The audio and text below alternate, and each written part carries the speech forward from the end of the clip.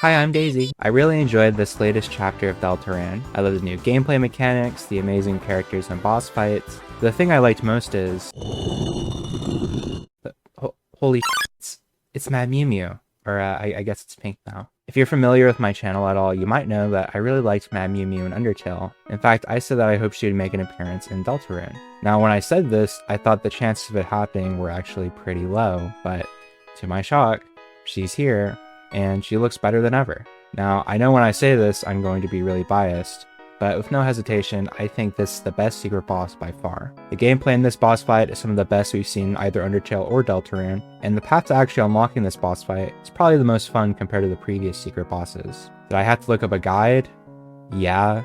Did I enjoy the platforming challenges required to get the pink coins? Also yeah. So you can imagine my surprise when I went online to see what people thought of this chapter, and I heard a somewhat common sentiment that this was a lot of people's least favorite secret boss. Now, if it isn't obvious to you by now, I'm a trans woman, and seeing trans representation of any kind, especially in the way that Toby Fox does it, is really special to me. In case it's also not obvious, Pink is very much meant to be trans representation. So, of course, I disagree with this sentiment in regards to Pink's character. There are a lot of characters who deserve the slander, but Pink is certainly not one of them. Okay, but why do I like Pink so much? What separates her from her Undertale counterpart? Well, to answer that, we need to look at what made Mad Mew Mew work so well in Undertale. So, we're all familiar with the Bad Dummy fight. This might come off as a shock to some of you, but this dummy and that dummy are actually the same character. Crazy, right?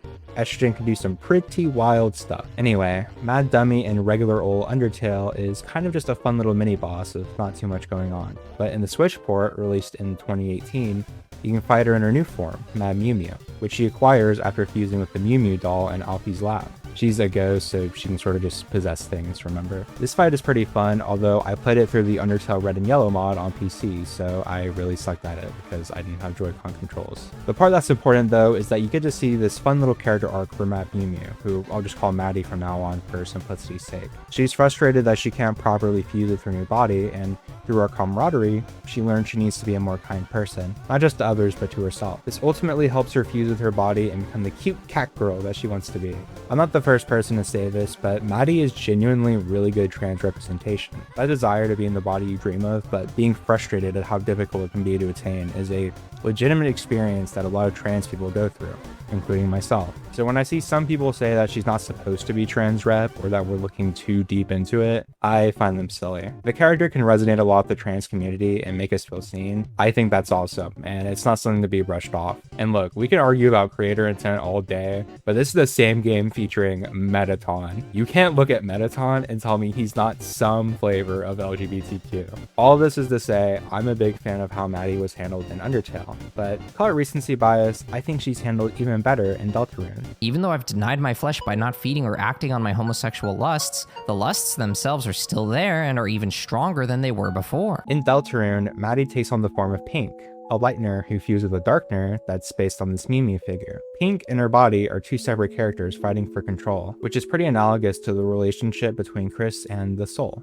This has been pointed out plenty of times by now. What I'm interested in dissecting is the trans themes at play here. I think you can make a pretty solid case for this also being a metaphor for the relationship a lot of trans people have with their own sense of self. As a trans woman, there are several days where I wake up, look at myself in the mirror, and feel like I'm in a constant fight with my own body. The feeling that looking the way I want to look is nearly impossible due to the body I was born with. I can't give a one-size-fits-all solution to gender dysphoria. It's something that I actively struggle with myself, but what I can say is that you should treat yourself with respect. It's easy to feel self-hatred due to your body, but it's important to be kind to yourself and not let the negative energy consume you. Of course, that's easier said than done, but it's important to remember while you're transitioning. What I just said is basically what Pink ends up doing by the end of her fight, working together with her body to make both of them happy. And if you're watching and you're not trans, most of that advice still applies. Just take care of yourself. I think what really sold me on Pink as a character is this one line from her shop. Where I came from, the colors were bleak. It was like looking at the world through a napkin.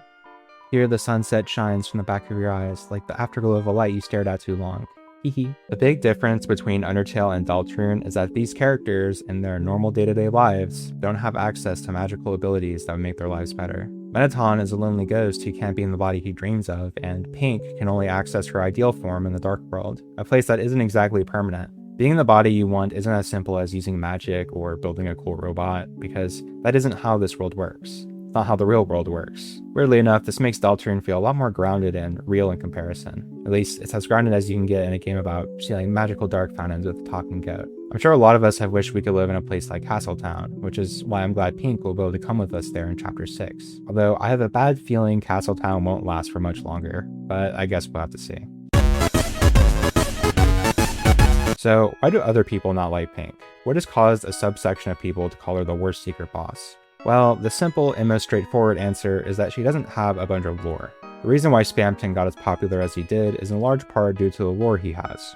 A huge chunk of the Deltarune community is just theory crafting, and because of the expectations that previous secret bosses created, it was assumed by some people that the Chapter 5 secret boss was going to have a bunch of earth-shattering lore that would completely change how we see the game. So when Toby decided to lean more into the silly aspect, people got disappointed. I do think some of these theorists greatly exaggerate how unimportant Pink is. This entire video was me explaining why Pink means so much to me as a trans woman.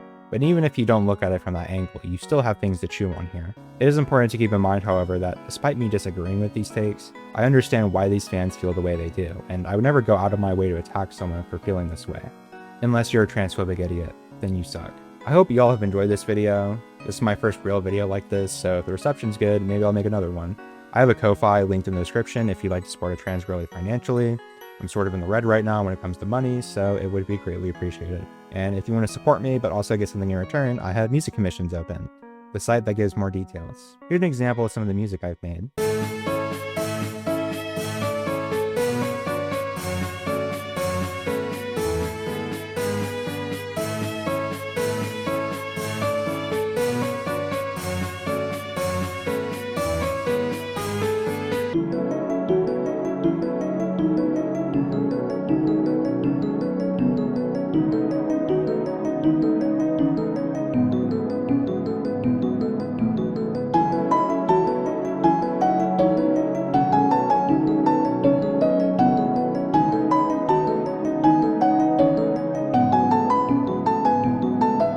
The site is really only built with PC in mind, so if you're a mobile user and still want to commission me, we can just discuss the details through my email, daisymusiccoms@gmail.com. Of course, supporting me this way is entirely optional, and I appreciate anyone who watches my videos, whether you give me money or not. Thanks for watching, and have a good day.